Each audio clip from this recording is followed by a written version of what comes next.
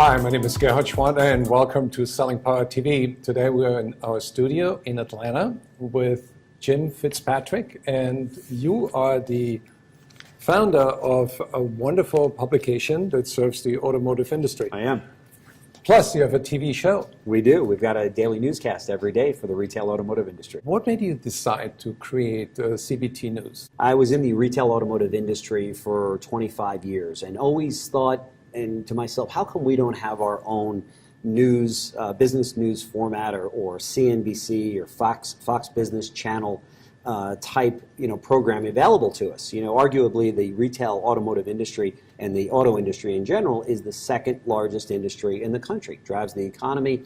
It employs 1 million people nationwide.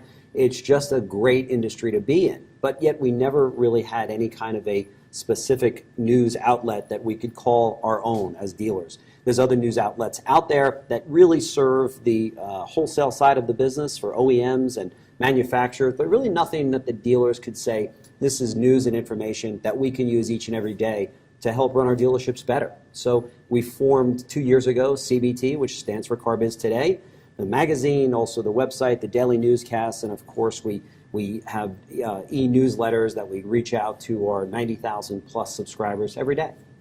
So you have the greats of the industry like Grant Cardone and Joe Verdi and many others. We do. What is their role? How do they help you helping your sales dealers win? Yeah, it's a great question. With CBT, the news platform, and what we've been able to build here is to be able to bring those big names on and those people that know what it takes to get a dealership running and headed in the right direction, such as Grant Cardone, Joe Verdi, David Lewis, Dave Anderson, and so many others that we're fortunate enough to have on CBT News. So really, it makes their content available on a much grander scale to every dealer in the country, free of charge. There's no cost to either click onto our website or to get our magazine. We provide all of those free to anyone in the retail business through really the generosity of our sponsors and advertisers that make that possible. When I went to your site and watched a few TV segments, which are beautifully done. Thank you.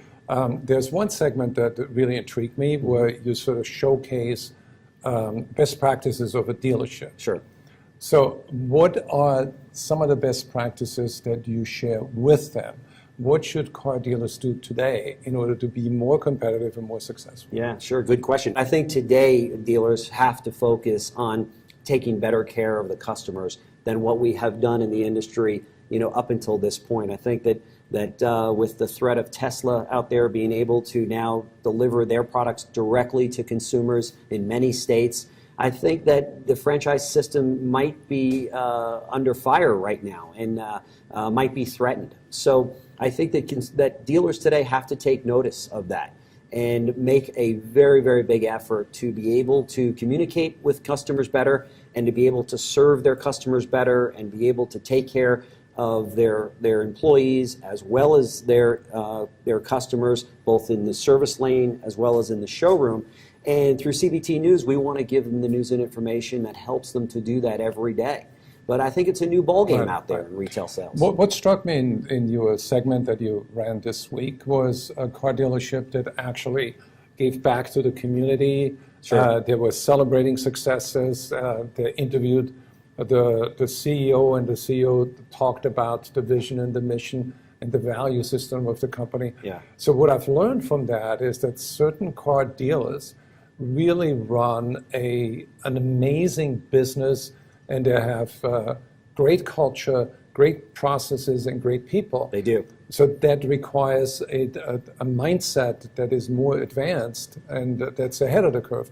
That's right. So how do you think that the entire industry is going to rise to that level? Dealers are great people. They run great businesses, as you said, and they've got great staffs. So the story that you're mentioning, I think, is probably the AutoNation's story, where you've got these great dealers and their people inside the dealership that all give back to the community. Right. And dealers are known for that. They give back to the communities in which they're doing business in. So the average dealership, employs somewhere between 50 and 60 individuals, and they run, $50 million a year companies. So can you help the car industry sort of upgrade the image of professionalism for car salespeople?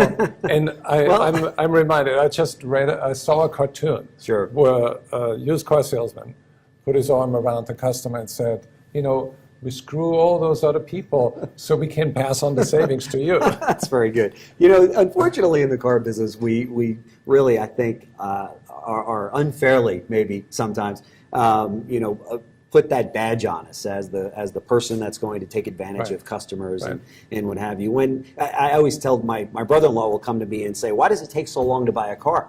And I say, it takes so long to buy a car, not because of the dealer. It's because of the consumer, okay? If you walk into a dealership and you say, "I want to buy that car on the showroom floor," and the salesperson says, "Great, here's the price. I'll have you out of here in no time."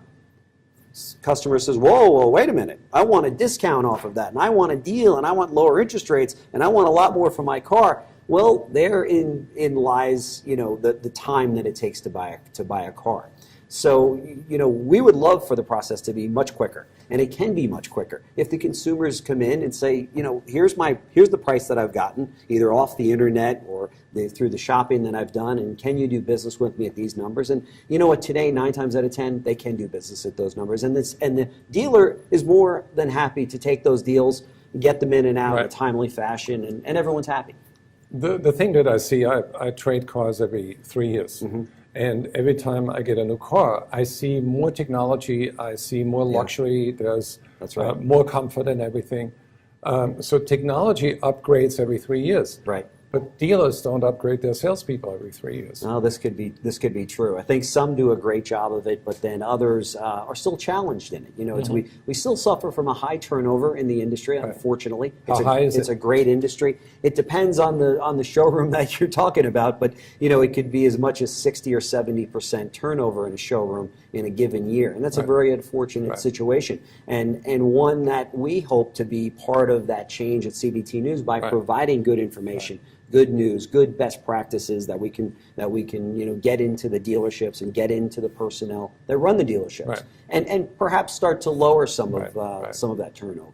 And I've seen the best practices in your magazine. I've seen the best practices online, and I recommend that anybody who wants to learn how cars are really sold and learn those best practices, sales and marketing in that industry, I think it's worth a trip to cbtnews.com. I appreciate it. Thank you very much.